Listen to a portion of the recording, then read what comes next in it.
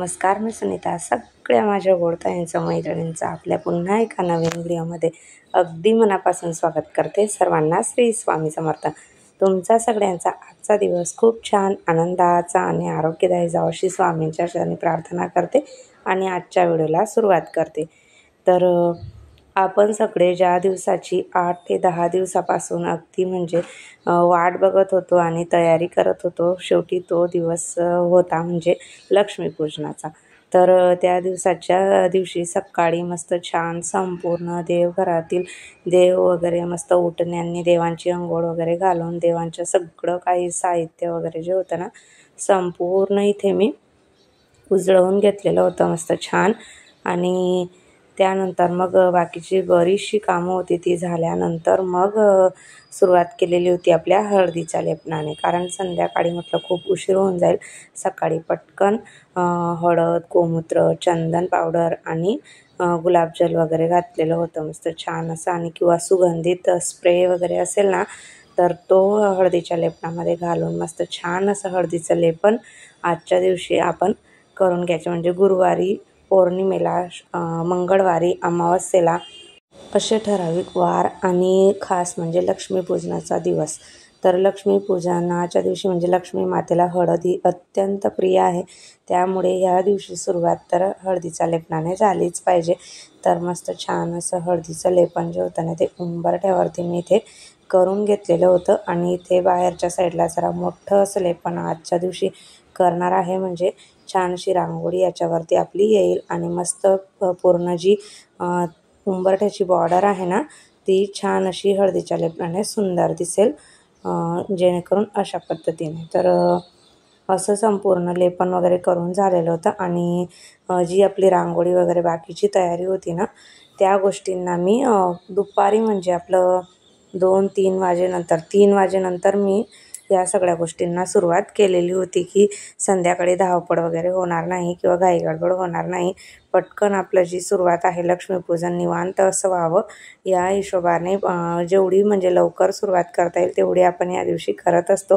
कारण कितीही आवराआवर केली तरी शेवटी लक्ष्मीपूजनाच्या दिवशी आपली घाईगडबड होते. आणि आम्ही दुसऱ्या दिवशी मी लक्ष्मीपूजन केलेलं होतं. तुम्ही दुसऱ्या दिवशीच केलेलं असेल कदाचित. बऱ्याच जणांनी दुसऱ्या दिवशी 21 तारखेला लक्ष्मीपूजन केलेलं होतं.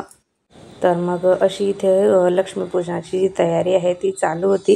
आणि 3 वाजेपासूनच सुरुवात केलेली होती. कारण बाहेरचं जर आवरून झालं ना सगळं संपूर्ण, तर मग घरातली परत पूजा वगैरे म्हटलं म्हणजे खूप जास्त उशीर या दिवशी आपल्याला लागत असतो पूजा वगैरेसाठी. त्यामुळे संपूर्ण बाहेरचं मला आवरून घ्यायचं होतं पटापट, जेणेकरून आतली पूजा छान पद्धतीने व्यवस्थित शांतपणे जी आहे ना मांडता येईल. आणि संध्याकाळी संपूर्ण पूजा करत करत उशीर होणार नाही किंवा घाईगडबड होणार नाही म्हणून. तर मेनच ज्या दिवशी आपल्याला गरज असते ना, त्या दिवशी मात्र मुली घरी नव्हत्या. आणि ती जर आज राहिली असती ना, तर संपूर्ण रांगोळी वगैरे बाहेरचं मला काहीच बघायची गरज पडली नसती. आणि इतक्या छान छान रांगोळ्या ज्या आहेत ना, सिद्धी काढत असते ना, दोघींनी मस्त छान रांगोळी मिळून काढली असती ना, तर मग तेवढा हातभार जो आहे तो लागला असता आणि पटकन काम जे आहे ते झालं असतं. म्हणून लवकर सुरुवात पूजेला केलेली होती. आणि गावाकडे कसं लवकर सुरुवात करून ना गल्लीमध्ये पूर्ण असे सगळ्यांची सुरुवात सोबतच झालेली असते. आणि इतक्या छान छान रांगोळ्या वगैरे, मोठमोठ्या रांगोळ्या, जागा मोकळी असल्यामुळे इतकं छान वाटतं ना, खूप प्रसन्न असं वाटतं. संपूर्ण सगळ्यांच्या अंगणामध्ये खूपच छान छान रांगोळ्या असतात. तर पण आपल्या इकडे जागेची कमी वगैरे असल्यामुळे जरा प्रॉब्लेम होऊन जातो. पण तरीही आपण जितकं छान आपल्याला रांगोळी काढता येईल किंवा छान उंबरठ्यावरती सजवता येईल याचा प्रयत्न आपण लक्ष्मीपूजनाच्या दिवशी, दिवाळीच्या दिवशी किंवा कुठलाही सणवार असला ना, त्या दिवशी आपण करत असतो. तर इथे आता सगळी रांगोळी वगैरे माझी काढून झालेली ती उंबरठ्यावरती मी अशा पद्धतीने फुलांचं पूर्ण बॉर्डर अशी करून घेतलेली होती. आजूबाजूला दिवे काढलेले होते आणि इकडच्या साईडला लक्ष्मीपूजनाची अशी रांगोळी इथं माझी काढून झालेली होती. तुळशी मातेला ही छोटीशी रांगोळी इथं काढलेली होती मस्त छान अशी. आणि आजूबाजूच्या तुम्हाला रांगोळ्या दाखवत आहे आमच्या फ्लोअरवरच्या, की सगळ्यांनी म्हणजे या दिवशी मेन म्हणजे कोणीही कधीही रांगोळी जरी काढत नसेल, पण लक्ष्मीपूजनाच्या दिवशी म्हणा, दिवाळीच्या दिवशी म्हणा, आवर्जून सगळेजण तयारीला लागत असतात आणि तयारी करत असतात किंवा रांगोळ्या काढत असतात. तर मस्त छान वाटत होतं संपूर्ण फ्लोअरवरती. आणि बाहेरची संपूर्ण पूजा झाल्यानंतर मग मी इथे आता माझी याची पूजा मांडायला सुरुवात केलेली होती. घरातली जेवढा काही पाटावरती मला जे काही मांडायचं होतं ते, तर सुरुवातीला अगोदर खाली स्वस्तिक वगैरे काढून घेतला आणि एकच दिवा मी आता लावणार आहे, कारण नंतर अजून पूजेला बराचसा उशीर आहे. त्यासाठी मग एकच दिवा लावून इथे अगोदर पूजेची मांडणी जी आहे ती करून घेते आणि त्यानंतर मग मी तयारी करणार आहे. कारण तयारी वगैरे करून झाल्यानंतर मग पूजेला कसं रांगोळी वगैरे असली बाहेर पुसली जाते किंवा आणि खूप जास्त गरमी होत असल्यामुळे ना तयारी करून पूजा वगैरे मांडायला तर मग नको वाटतं. म्हणून मग अगोदर आपली संपूर्ण पूजेची मांडणी झाली, रांगोळी काढून झाली, सगळं संपूर्ण काढून झाल्यानंतर मग तयारी केली तर मग जरा बरं वाटतं. म्हणून मग मी अगोदर सगळी मांडणी करून घेतली होती आणि त्यानंतर मग तयारी वगैरे करून घेणार होती. तर इथे कलशाची स्थापना अगोदर करून घेतलेली होती. मस्त छान स्वस्तिक वगैरे काढून नारळ ठेवून आणि आंब्याची पानं घातलेली आहेत. कलशामध्ये सुपारी आणि 1 रुपया घातलेला आहे. हळदी कुंकू वाहून घेतलेलं होतं आणि एका साईडला मग तांदळाने स्वस्तिक काढलेलं आहे, म्हणजे आपल्या उजव्या साईडला, आणि पाटाच्या डाव्या साईडला तर तिथे स्वस्तिकावरती आपली जी केरसुनी झाडू आपण म्हणतो छोटीशी, ती झाडणी तिथे ठेवलेली आहे. तिची पूजा करून घेतलेली. मी सयेच्या सये हळदी कुंकू लावून तिथं पूजा करून घ्यायची सवयच झालेली आहे, त्याच्यामुळे तशाच पद्धतीने करत असते. नंतर लक्ष्मीपूजनाच्या वेळेस पण केली जाईल. तर जे काही बताशे वगैरे लागतात ते संपूर्ण साहित्य तिथे ठेवून घेतलेलं होतं. लक्ष्मी मातेची सुपारी, गणपती बाप्पाची, कुबेराची सगळी मांडणी, आपली कुलदेवतेचा फोटो ठेवलेला होता किंवा टाक असेल तर तोही आपण ठेवू शकतो किंवा मूर्ती असली तर तीही ठेवली तरी पण चालते. आणि बताशे वगैरे जे आहेत ते लक्ष्मी मातेला प्रिय आहेत. तर शेवटी मग रांगोळी काढून घेतलेली होती आणि मग रांगोळी वगैरे काढून झाल्यानंतर मग तयारी वगैरे करून माता संपूर्ण दिवे वगैरे लावून घेत आहे. आणि लाईटचा इतका गोंधळ झाला, संपूर्ण तयारी वगैरे सगळं छान व्यवस्थित असं झालं. आणि ऐन लक्ष्मीपूजनाच्या वेळेस मात्र लाईट गेली आणि इतका म्हणजे वारा जोराचा आणि विजांचा कडकडाट वगैरे, खूप जास्त पाऊस होता आमच्या इकडे. तर त्याच्यामुळे आणि लाईट पण नव्हती, लाईट पण गेलेली होती. पण आमच्या इकडे इन्व्हर्टर वगैरे असल्यामुळे मग काही प्रॉब्लेम वगैरे झाला नाही. पण बाकी फ्लोअरवरती वगैरे बाहेरच्या साईडला असं सगळीकडे अंधार झालेलं होतं. आणि त्यानंतर मग अशा पद्धतीने संपूर्ण दिवे वगैरे मी तयारी करून लावून घेतलेले होते. लक्ष्मीची पावलं काढून घेतलेली होती. बाहेरच्या साईडला आपलं तुळशी वृंदावन असताना तिथून ते आपल्या पूजेची मांडणी जिथं केलेली असते ना तिथपर्यंत. तर अशा पद्धतीने मांडणी जी होती ती माझी इथे केलेली होती आणि दिवे मस्त छान असे लावलेले होते.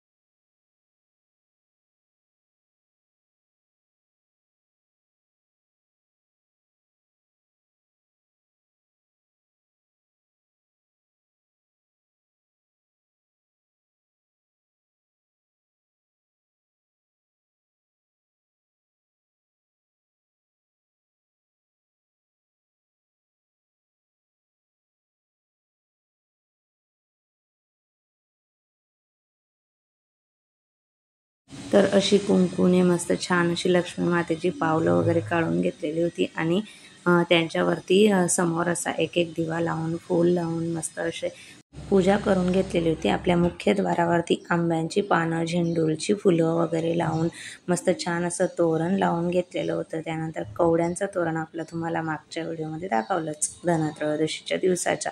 तर लक्ष्मी मातेला कवड्या ह्या अत्यंत प्रिय आहेत, तर कवड्यांचं तोरण दिवाळीच्या दिवशी आपल्या दारावरती लागलंच पाहिजे।